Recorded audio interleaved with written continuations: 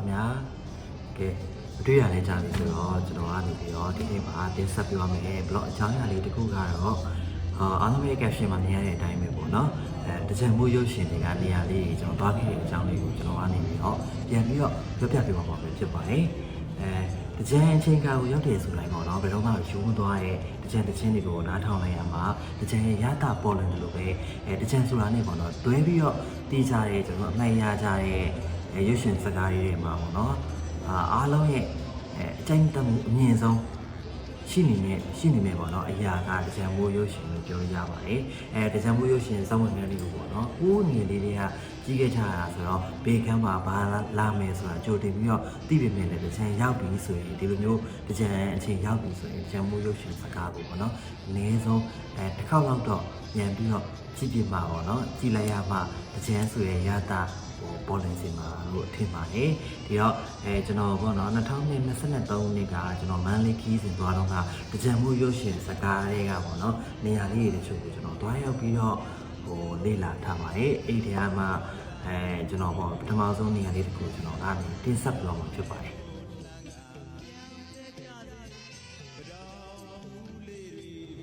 ပထမဆုံးပေါ့နော်တကြံမှုရုပ်ရှင်စကားတွေကနေရာတစ်ခုကိုပေါ့နော်ကျွန်တော်ဘာရောက်ခဲ့ပုံအကြောင်းလေးကိုကျွန်တော်ပြောပြရမယ်ဆိုရင်တော့မင်းကုန်းကနေပြန်ပေါ့နော် AR တရားဒီရတာဘုံသားကြီးရဲ့မနီးမဝေးမှာရှိရဲ့အဲဒီတမိုင်းဝင်ရွှေကြက်ဖေယားကိုဘာရောက်ခဲ့ပါဖြစ်ပါတယ်ပေါ့နော်တမိုင်းဝင်ရွှေကြက်ဖေယားကိုရတော့မင်းကုန်းကနေပြန်အမှတ်မထင်မင်းနဲ့ရောက်ဖြစ်ခဲ့တာပထမကတော့အစီအစဉ်မရှိဘူးကျွန်တော်ကလည်းဒီဒီဇိုင်းမိုးရုပ်ရှင်စကားတွေကနေရာတွေကိုပေါ့နော်သွားလိလာဖို့အတွက်အစားအသောက်ရွေးချက်မရှိဘူးတို့ပေမဲ့မန်သီရောက်ရင်တော့အကြောင်းတရားတိုက်ဆိုင်နေမယ်ဆိုရင်လိလာခြင်းနဲ့စိတ်ကူးလေးတော့ရှိရဲဒီလိုကြောင့်မလို့ကျွန်တော်မန်လေးကနေပေါ့နော်မပြန်ခင်လေးမင်းကုန်းကနေပြီးတော့ပေါ့နော်အပြန်ခီးလေးမှာဒီရွှေကြက်ဖျားကိုဝယ်ရောက်ပြီးတော့ပေါ့နော်ဖုံးမြော်ဖြစ်ခဲ့တယ်တိုက်ဆန်ပဲရွှေကြက်ဖျားမှာကတကြံမှုရုပ်ရှင်ဇာတ်ကားတွေမှာပေါ့နော်စောင်းဝင်ငယ်တခန်းဖြစ်တဲ့ထားနဲ့ကိုငိမ့်မောင်လို့ပေါ့နော်ဒီနှစ်ကိုတူချစ်သမျှတစ်ချင်းလေးနဲ့အတူတူပေါ့နော်တွားရောက်ပြီးတော့ဖျားဖူးကြရဲ့လက်ပတ်ကြရဲ့ romance scene လေးပေါ့နော်အဲ့မှာတွားရောက်ပြီးတော့ရိုက်ကူးထားတာဖြစ်ပါတယ်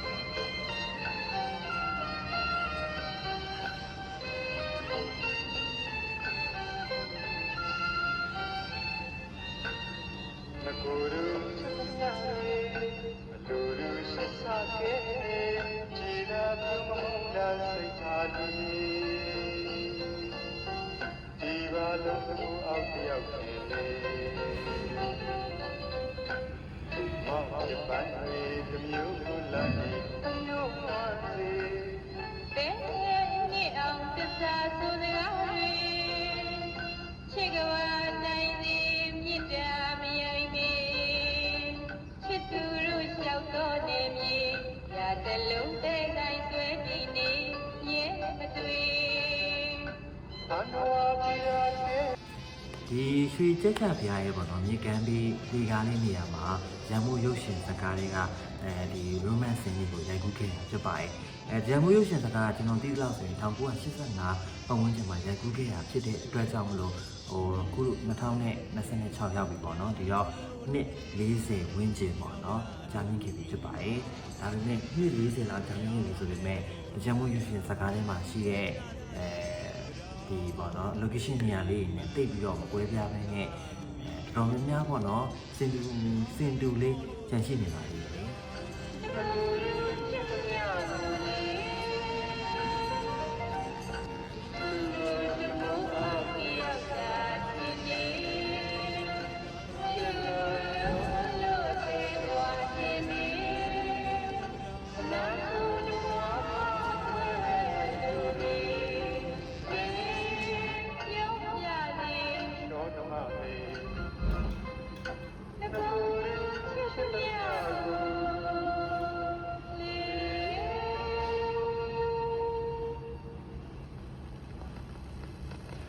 ထားနဲ့တွေ့မှာကိုတချင်းတိတဖို့တိုးရတာတချင်းနာမည်လေးကမကိုလူချစ်တယ်များ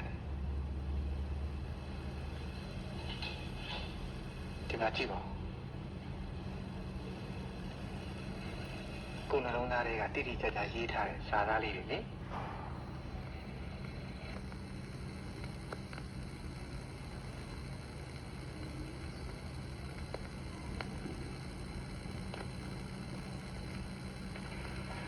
အဲ့ဒီတခြင်းလေးနဲ့ကိုလိုဝိုင်းကအခါပွဲတွေမှာ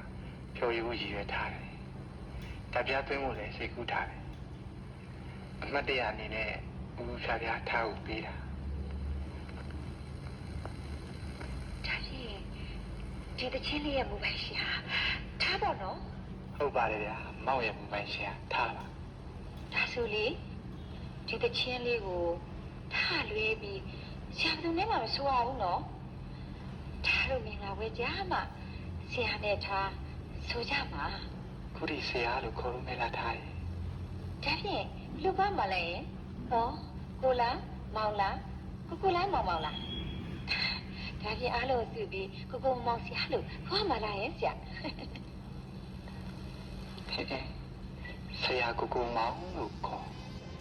နောက်ထပ်တနေရာကတော့မန္တလေးတောင်ကြီးအနီးမှာတည်ရှိရပေါ့နော်အတုမရှိကျောင်းမှာစောင်းဝင်ငယ်နှစ်ခန်းကိုတိုင်ပူထားတာဖြစ်ပါတယ်အတုမရှိကျောင်းကမန္တလေးတောင်ကြီးအနီးမှာရှိပြီးတော့ရွှေနှန်းတော်ကျောင်းပေါ့နော်ရွှေကျောင်းပြီးမှတည်ရှိရဝင်ကြီးကအခါမဖြစ်ပေမဲ့ရွှေကျောင်းနဲ့တစ်ဆက်တည်းဖြစ်တဲ့အတွက်ကြောင့်မို့ဟိုပေါ့နော်ရွှေကျောင်းကတော့ဝင်ကြီးပေးရတယ်အတုမရှိကျောင်းတော့ဝင်ကြီးမပေးရဘူးဒါပေမဲ့အခုအတုမရှိကျောင်းကတော့တချင်မိုးရွှေရှင်စကားတရားလိုမျိုးပေါ့နော်ကျောင်းကျောင်းဟိုတော့မဟုတ်တော့ဘူးပြန်လည်ပြီးတော့1996ခုနှစ်မှာပြန်လည်ပြီးတော့တည်ဆောက်ထားတာဖြစ်ပါတယ်ဒီအတုမရှိကျောင်းပေါ့နော်အတုမရှိကျောင်းမှာဗီဆောင်ငန်းလေးရိုက်ကူးထားလဲဆိုတော့ဒီကိုငိမ့်မောင်ကနေပြီးတော့ထားကိုပေါ့နော်သူရေးသားထားတဲ့ငကူချစ်တဲ့တခြင်းလေးပေါ့နော်တခြင်းစာသားလေးကိုပေးရဲကူကူလားမောင်မောင်လားကူကူမောင်မောင်လားအဲ့လိုမျိုးပေါ့နော်အနိခင်တန်းတို့ကနေပြီးတော့ပြောတဲ့စကားလေးပေါ့နော်အဲ့လိုမျိုးစင်းလေးကိုဒီမှာရိုက်ထားတာဖြစ်တယ်နောက်ထပ်တစ်စင်းကတော့တကြံမှုရုပ်ရှင်စကားရဲ့အလက်အပြောင်းတွေပေါ့နော်ဖြစ်သွားစေနိုင်တဲ့ထားနဲ့ကိုငင်းမောင်တို့ထားကိုငင်းမောင်တို့ပေါ့နော်အတူဆုံဖို့အတွက်ချင်းထားနေရလေဒါပေမဲ့အကြောင်းအမျိုးကြောင့်ကိုငင်းမောင်ထားစီကိုမရောက်ခဲ့ဘူးပြီးတော့ထားတယောက်ပေါ့နော်ဝမ်းနဲ့ကြည်ကွဲပြီးတော့အသေးကွဲပြီးတော့ထိုင်ပြီးတော့ငိုနေရတဲ့ဒီအတုမရှိကြောင်อ่ะပေါ့နော်စင်းလေးဖြစ်ပါတယ်ဒီစင်းကိုလည်းဒီအတုမရှိကြောင်နဲ့ပြီးခဲ့တာဖြစ်ပါတယ်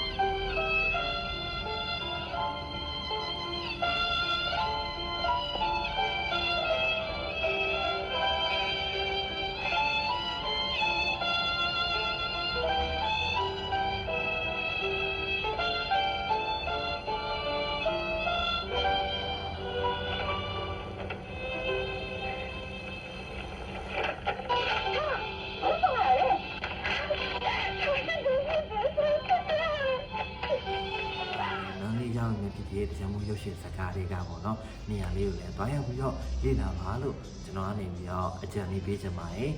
မြန်မာနှစ်တကူအခါတည်းမှာပေါ့နော်ကျွန်တော်ရဲ့ချီရတဲ့ဓမ္မူထားရရဲ့ဒီကောင်မရဲ့အားလုံးပဲဘေးပြကင်းဝေးပြီးတော့မြန်မာနှစ်တကူအချိန်ခါတည်းမှာပေါ့နော်ပျော်ရွှင်ချမ်းမြေ့ကြပါစေလို့ဆုမကောင်းတောင်းရပါတယ်ခင်ဗျာ